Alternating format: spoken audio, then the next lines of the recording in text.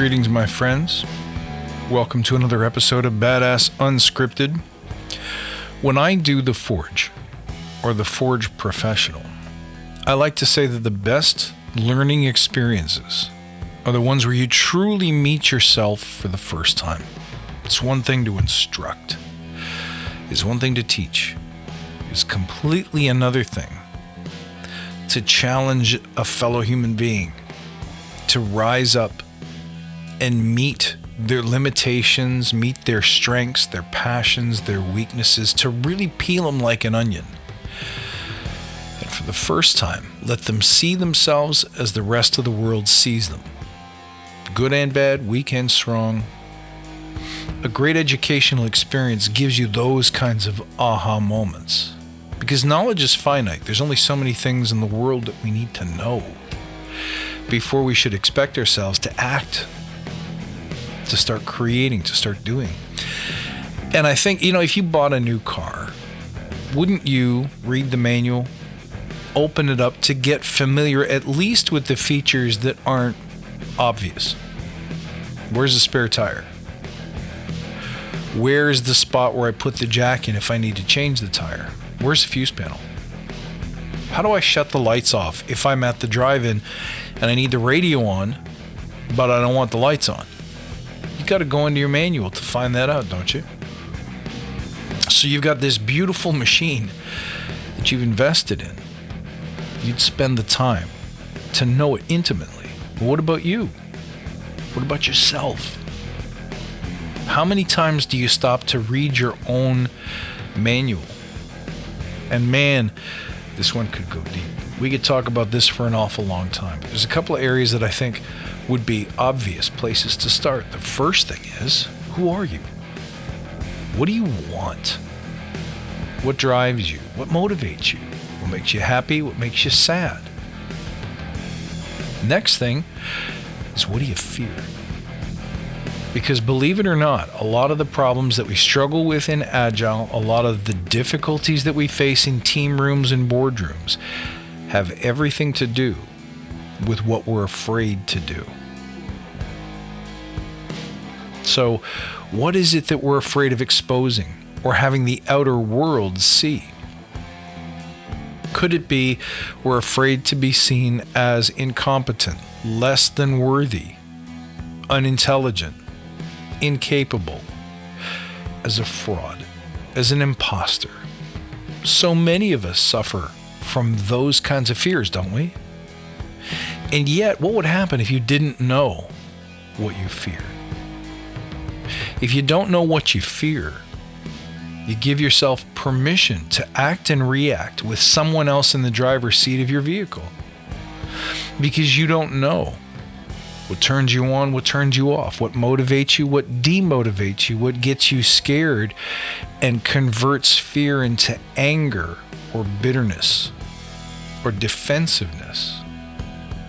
If we never stop and take the time to look at these things, how can we have care and control of this beautiful machine, much less lead other people?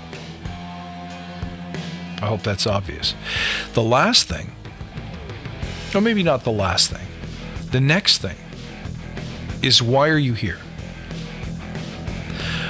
What do you believe about your existence on this planet? It must have a reason. And I don't mean a divine reason. I don't mean some kind of supernatural design. But I do mean, what is the intersection of your interests, your passion, your talents? Those things come together in a very unique way, don't they? I often say, no one has to teach an ant how to be an ant and carry grains of sand. Nobody has to teach grass how to grow. Nobody teaches the sun to come up every day. It just does. That's its purpose. That's how it works. As human beings, we similarly have some kind of design.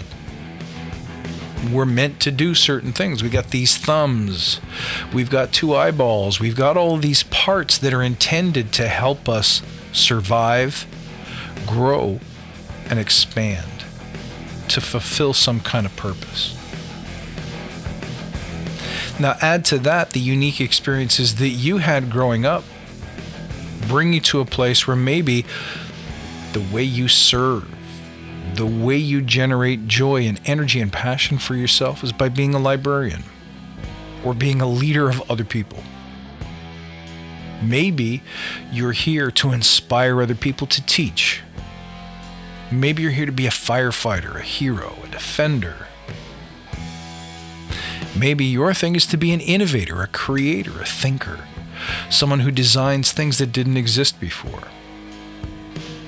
Well, which one of those sounds true for you? Or maybe something else I didn't even put on the map. You got to know these things. Because once again, if you don't know them, who's in the driver's seat? Where are you going? All of the things that you do every day at work and beyond, what do they add up to? What are they piling up into? What is it that you're going to leave behind? In terms of your legacy, your impact, your creation in this world. I think the last thing that we should know about ourselves is, what do you believe? This one's really important because what you believe has been gifted to you from your parents, from your friends, from school, from work, from the rules of our society, from the rules of civilization. All of those things, all of those teachings are of human design, and they had an intention behind them. Maybe your parents intended those learnings to keep you safe. But there are other people who teach you what they teach you, who create beliefs to keep you still, to keep you down, to keep you quiet. Have you ever heard of one of those? It's better to be seen, not heard, or heard, not seen. People are always telling you who you should be, what you should expect, what you should contribute, what good is, what bad is. If those things were inherited, that means that once again, you may not be in the driver's seat.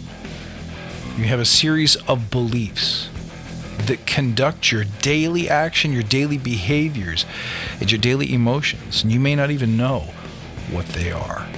And if you don't know what they are, what if they're not good for you? What if they're not right for you? Would you even know how to see them? And if you could see them, would you know how to turn them on or off so that they serve you?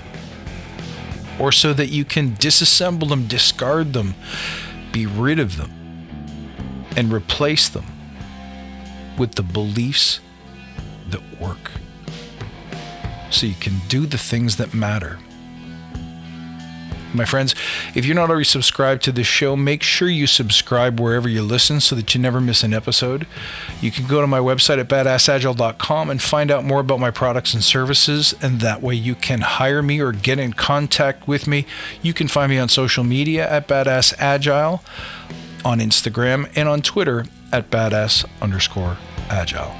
I look forward to seeing you next time, and until then, stay badass.